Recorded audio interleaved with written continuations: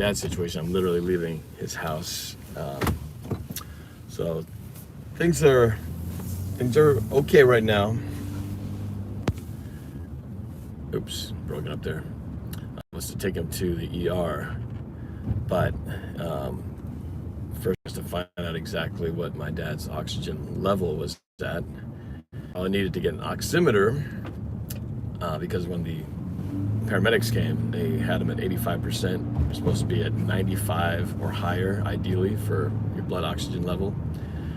I was trying to go to the drugstore to get some Mucinex to help with the congestion and the coughing. That's the problem, is that it's hard to take a deep breath, because if you take a deep breath, phlegm gets all, it irritates the lungs, you start coughing. So went to go get that, and I was trying to find an oximeter, and went to several places. They were sold out. Started calling around. My sister started calling around for me, and they were sold out too. So, but I remembered that I had one in my house because Vanessa had done a project for a school, science project, a few years ago, based on fear.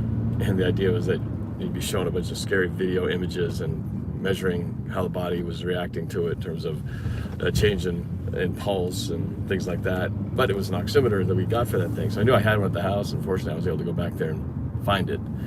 So came back here, got a few supplies, some groceries and whatnot, and the medicine.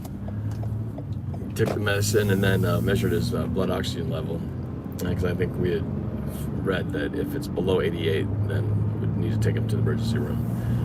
Fortunately, it was about 90, 91. So I think we're out of the danger zone, and now it's just kind of a matter of how he does moving forward here with that. So I told my mom to check it at least once every hour and just make sure it's trending in the right direction. Hopefully the combination of the medicine plus being able to keep an eye on it will help things get back to a more normal state. Because really, at least my understanding with everything COVID, the biggest threat is if you get to that point where you can't breathe, where you don't get enough oxygen in your lungs because you're so congested. It's like pneumonia, right?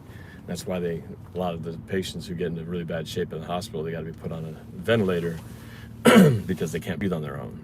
I mean, don't want to ever get to that stage. That's where they basically put a tube down into your lungs. The machine does the breathing for you.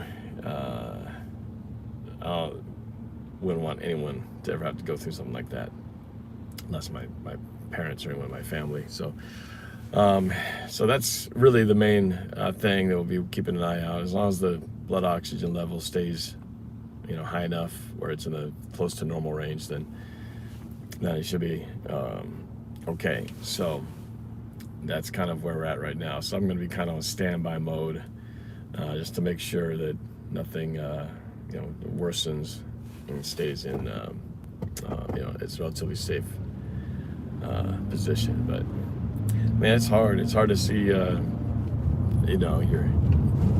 my dad in that state, just barely able to sit up and just wanting to lay down. And my dad's so full of energy. He's always laughing, talking, and so vibrant and funny and everything. And so it's hard to see my dad down like this. He asked me to fill in for his radio show, the Phil M Radio Hour on Radio Avenue Radio, which he does every Tuesday at 1 o'clock. Usually I just pop in as a guest and do some sports reporting, but it looks like I'll be taking over to do the show for him since he doesn't feel up for doing it. So I'll be running the show today, which runs from 1 o'clock till 2:30. So go check it out if you're curious. But yeah, it's just it's tough, and it was hard with this whole thing, and I really feel for the families who had to endure this, especially in the first year when this was all new and weren't prepared for it. But just not being able to hug your family member who's suffering. You can't hug them. You can't you really can't get close to them at risk of contaminating yourself and passing it on to somebody else. So just having to stay at a distance and not be able to give any kind of reassuring connection that way is just hard, you know. So I'm glad, so happy that my mom is okay, that she's able to, you know, be up and about and make food, even though my dad's not eating much because he just doesn't have an appetite. But it's just great that my mom is able to at least take care of him, you know. For a long time there, my dad was taking care of my mom after she broke her leg back in September. So for several months, my dad was the one doing all the cooking and cleaning and helping her around and giving her food and all that for a long time. And my dad had a new appreciation for, you know, what my mom has done for all these years. And now it's flipped back the other way around with my dad pretty much stuck in bed. My mom's back to taking care of my dad again. So it's a good thing that she's able to do it. If they were both down, boy, it'd be a tough situation. So yeah, that's kind of the latest in terms of my dad's situation. So I'm just glad that we're out of the, you know, urgent zone, knock on wood. But for hopefully things will trend towards the right direction and get better in the next few days. So, but he did ask me before I left. He said, "So did the Rams beat the Cardinals?" I said, "Yeah, the Rams killed the Cardinals, destroyed them." So I kind of gave him an update because he was so out of it. He didn't even watch any football, which is really rare. You know, I doubt he'd be watching all of these games. And I mean, we'd normally be watching together, and if we're not together, he'd be watching by himself. But he wasn't doing either. So, you know, that just goes to show how laid out he was. My dad's too tired to watch football. You know, something's wrong. But he was curious to know what happened, so I told him about that. Told him about the Cowboys' bizarre ending, loss. How the Steelers got beat, Raiders got beat.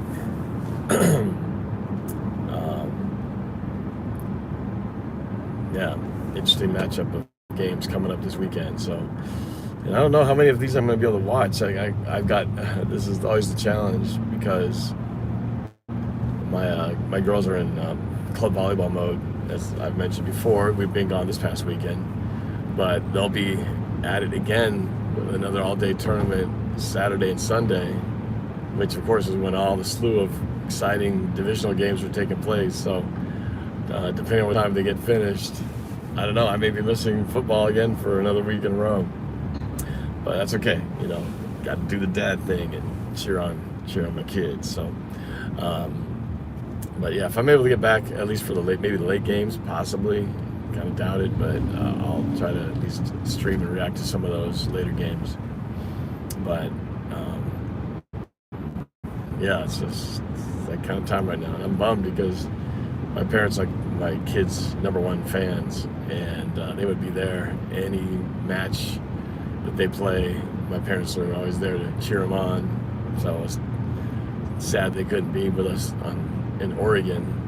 And we'll see, depending on how they feel this weekend. Actually, they can't even go this weekend because they have new policies in place where only one family member is allowed to attend the live events, and I'll be the one, obviously, because I got to do the live stream for the rest of the team. So it's back to kind of limited audience participation and attendance for these events. And you probably heard the upcoming Winter Olympics. China has canceled all, or basically ruled no spectators in attendance. So this thing, it sucks, man. It's like 2 years into this thing, and it's changed. We have different things in place, but you know, it's constantly evolving. It's not just going to come to a stop. It's going to, obviously, it's getting worse as it's getting better at the same time. Weird to say, but hopefully at some point it gets to where there's a bit of a norm where it just becomes like the flu, where it's always around us, it's never going away, but it's never as life-threatening, you know, as it's been the last couple of years. So, I mean, I look forward to that day. I look forward to that day where it is just like a cold or something, where we can, you know, hopefully lose the masks, hopefully have enough things in place medically and whatnot to where we don't have to have this, such an extreme change to our way of life. Like I said, I don't think it's ever going to go away completely. I think it's here to stay for a long time, but hopefully it'll just be a weaker version that's not quite so taxing, on people's health and on the system and everything else. So anyway, we are at where we're at right now, and it's going to probably get worse before it gets better, but hopefully not too many people have to suffer from this like my dad is going through right now. So we'll see, but anyway, I'll keep you up to date on things. Hopefully it's just good news from here, but I appreciate you guys' comments and thoughts and messages. I've gotten some messages from people on